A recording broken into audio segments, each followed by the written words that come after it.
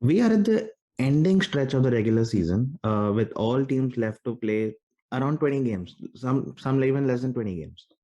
And this is the time when you see all the big stars are coming into playoff form. All the big teams are coming into playoff form. You saw in the recent past that Luka went off. LeBron went Tatum, off. So, LeBron like, went off. I don't know what he's preparing for. Is he I preparing for have the no idea. postseason? Jason Tatum went off. He got 50 points yesterday. Yeah. Middleton went off. He got Yeah. 44. KD, since he came back, he's been balling out, but results are not going the Nets way. And then yesterday, you saw Jokic go off and get 45 of his own. So all of these teams that are expected to be in the playoffs, all of these stars that are expected to shine in the playoffs, they are going off and shining as if they're preparing for the playoffs. You can see that. But there are some teams that are trending in the wrong directions. Yeah. And on today's episode, I want to talk about one of those teams, that is the Warriors, which have Warriors, my been God, man. 2-8. absolutely trending in the wrong direction. So let's talk about the Warriors on today's episode. The Warriors, like you said, are 2-8 in the last 10, and they are trending in the wrong direction. They were uh, since Draymond Green has since Draymond Green got injured, this has not looked the same team at all. I mean, they've been struggling not just on defense, because that's Draymond Green, one of the best defenders in the league. They've been struggling even on offense because he's pretty much the what do you call it? He's a playmaker. He has the ball all the time, and he dictates who gets the ball, who gets the shot off. He dictates what play is going on, and the Warriors somehow have not been able to figure this out without Draymond. They've had a nice stretch before this run of losses. Before the last 10 games, they won 9 consecutive. But as the teams kept getting tougher and tougher, and the intensity kept getting harder and harder, it felt like Steph Curry has a lot more to do, and somehow he's not able to manage both. Right? I mean, not able to get off his 35 points that he like usually does, and then also be the one who gets 10 assists a day. It's just not his game. Although he's brilliant, but you Yeah. can't expect him to do both, and that's somehow hurting the Warriors quite a bit. If you're a Warriors fan, would you be worried with this stretch, or it'll be like, okay, one phase of the season, and then we should be back when Draymond is back? And first of all, we don't even know when. They say the timeline is another 7 to 10 days, but we don't know what condition Draymond will be in, because he's missed a big stretch of games now. Nah, I think it'll be okay. But I would 100% be worried. If with all the artillery they have, if one Draymond Green can make this sort of an impact, I would definitely be worried. And it's not just that they've suddenly started missing pieces on defense, and that's why they're collapsing. Even on offense, they don't look as convincing or as rampant as they did before. If you're that dependent on Draymond Green, you can be, but that's a problem then, because he's also not exactly young or spry. All these guys are now getting up there. Injuries can come thick and fast. Injuries can recur. I would be worried. I'm not saying end of the world. I'm not saying I don't count them as favorites anymore. But this is certainly not. It's not okay. It's now enough games that this is weird at this point. These guys are supposed to take the West by storm. Now, like, second place seems to be an achievement, and even that they'll barely hold on. So Right. They temporarily slipped to the third position after they lost to the Lakers, and then Memphis loss yesterday put them back in second. And I'm looking at the probable playoff matchup that they'll have if they finish second or third, and it's kind of worrisome for so many reasons. Now, if they finish second, right, and or if they finish third, the probable opponents there would be, say, the Lakers, who recently beat them, and LeBron James looked very comfortable against the defense and got 50 odd points. They got recently blown out by the Clippers, and the Clippers can surprise some teams with the style of play, and the coach is amazing. So, Clippers, not too convinced. Timberwolves have a 2-2 record against the Warriors. Cat did not make it easy at all for them.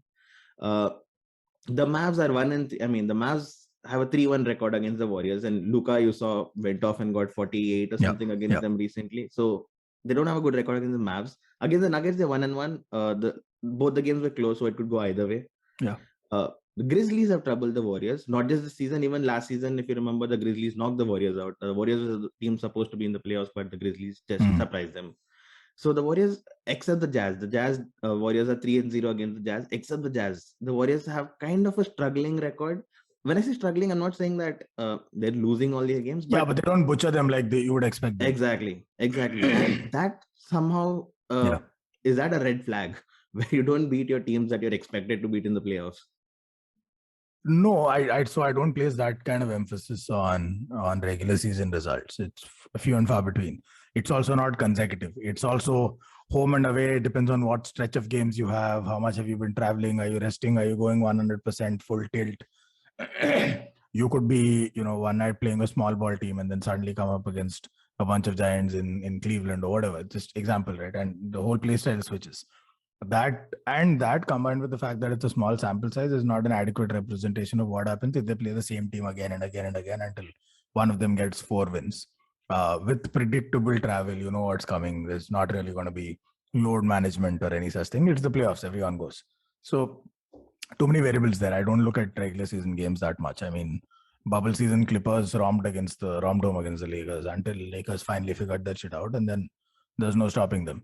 Had they met in the playoffs, I have no doubt Lakers would have triumphed over the Clippers that season. So regular season games are all right. I think my bigger concern is in these matchups, right? Let's play out matchups and who do they face? The one problem that the Warriors had last season when they were on the come up, this season also, even when they were at their rampaging best, is they've always come up, for the lack of a better word, short against big guys. That has been their Achilles heel. They don't have size. That's why Wiseman's been such a big miss, and that's assuming Wiseman comes back and plays at a certain level. And then their big issue is a lot of these teams have a lot of bigs, right? Memphis, I would take the Warriors, fully fit Grizzlies. I'll take the Warriors. It'll be a very exciting class, great fun, blah blah blah. But there is no way. I don't care who it is, Ja Morant, however good, whoever. There is no way Steph gets shown up by a rookie, not at this stage of his career anyway. It's not going to happen. 2 years later, come ask me when Steph is probably slightly diminished and Ja Morant is exponentially better, which I expect he would be. Maybe a different story, but there's no way Steph gets shown up. He always comes up big in these, direct comparison classes. But the other teams, I'd be worried because the Timberwolves, it's one of those nothing to lose situations. I don't know if they even expected to be in this scenario. They got really ice cold. Like, they don't give a damn. It looks like a team. It looks like a frat party, but they really don't give a damn. Last shot in the game left, you need to score from half court. They don't care. Somebody's lobbing a shot up. Like, they just don't give a damn. I love that about the Timberwolves. D'Angelo Russell, proven killer in the clutch. Right. I love him with the game on the line. He's unbelievable. Anthony Edwards couldn't give a damn about the NBA, apparently. He just wants to come and dominate. Like, he doesn't care if his career ends tomorrow. That's the kind of vibe he comes in with. And Cat should have been yarning for this for a while now. Should he be fit? They've got nobody that can deal with Cat. That's a big problem. You can maybe even put Draymond on Luka and get away with it. Maybe. But I don't know who's stopping Cat. So there's a lot of tricky fixtures in there. Mavs can also rip them apart if their defense is not right up there, because Luka's a problem. One of these days he's going to murder somebody in the playoffs. True. So I would take that easily. Memphis is the only one where I'm like, that's all right. Okay, cool. That's interesting because Memphis is the least likely of the first round opponents because they're the second and third. Yeah, exactly. Possible second round opponents, and you never know there. Okay. No, I know. They're going out. Fully fit Warriors, Memphis are out. Klay Thompson has not looked like himself in the last 4 or 5 games, and he's looking visibly frustrated with a lot of missing shots, and then he's frustrated. He stormed off before the half ended. All of that. What's going on with him? Hey man, listen, if we've not ruled out the Nets, right? They're garbage in league standings, correct? But nobody's ruled them out yet. Like, they're embarrassing league standings. They're in 9th place. By the way, for the amount of hate the Lakers get, they're in the exact same spot as the Nets. I like how that never gets highlighted enough, right? With the Nets, we're like, it's okay, it's this guy and that guy and this guy, they'll figure it out. They'll flip a switch. It's the saying in basketball, they flip a switch. It's what the Clippers are hoping to do. It's what we think the Nets will do. There's some outside miracle hope that the Lakers can flip a switch, because if you get to the playoffs, hook or by crook, somewhere crawling, sliding, gasping and panting, and AD is fit, LeBron's fit, you gotta give them a shot. With Westbrook, they're good for around 2, maybe all the way at who knows. You can't decisively write them off, right? You can't do that to these 2 teams. I really don't see why we can't assume that people can flip a switch. That significantly better teams can't flip a switch. I think it's okay. Few games here and there, blah blah blah blah. With the caliber, with the history, with the track record, you shouldn't be too worried. If you're buying it for the Nets, if you're buying it for the Lakers, God bless you. You should buy it for pretty much any of the other successful teams. Not worried at all. Absolutely, I agree. I think On that front. I agree. I agree. I think good thing you brought up the Lakers because I think that was a statement victory. Because there was a big section which thought that the Lakers would just switch off for the season. LeBron might even sit out because there's no point in playing anymore this season, and he might come back fresher next season. But then this was a statement victory against one of the top teams in the league, or at least according to standings. He went off for 56 points. So I don't think their season is over. I still think that Lakers, if they make the playoffs, they are as tough a team as anyone else. It's just difficult to roll out LeBron in the playoffs. I mean, no matter where you finish. Agreed. No, playoffs, absolutely. I couldn't agree more. But I don't know. It seems like several things. Well, A, too little, too late. B, whatever it was still largely a one-man show. Yep. And it could have gone either way. And 5 minutes to go, the scores were still tight. I don't know how Warriors blew a lead. They were leading for most of the game. I think first quarter at some point they took a lead and then all the way through to the fourth. So it's one of those things where it took LeBron's 56, 57 to clinch a game like this, where in the last few minutes, and this is against an off-color Warriors. So it's still just one guy. One guy doesn't win a single damn thing. We've seen LeBron do this before. He'll carry a team to finals like this also, but it's not going to be a chip, right? You need the team, which means first and foremost, forget Westbrook. Just forget he exists on the squad for a second. AD has to come back, and AD has to be AD. AD has to be playoffs AD. It'll happen if he comes back, but will he stay back? That's the question. He goes, he comes, he goes.